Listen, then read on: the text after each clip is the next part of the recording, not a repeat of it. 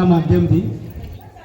रोजो विवाह निंदिया तेरी मेरी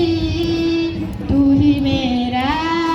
अभी ખ્યાલ આવતો કે પપ્પા છે ને જ્યારે તું મોટો થયો નિશાળે જતી વખતે પણ મનમાં એક જ ખ્યાલ આવતો કે પપ્પા છે ને તો પછી જ્યારે તારા લગ્ન પછી તારી પત્નીને વૃદ્ધાશ્રમમાં મૂકતા એ ખ્યાલ કેમ ના આવ્યો કે પપ્પા છે ને રહેવા માટે તો જમીન અને આકાશ જ છે, રહેવા માટે તો જમીન અને આકાશ જ છે, પણ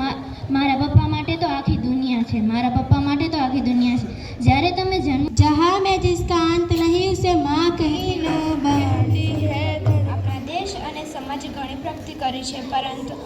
સ્ત્રીઓને અને દીકરીઓને જે સન્માન મળવું જોઈએ તે હજુ મળતું નથી। માટે દીકરીઓ ભણશે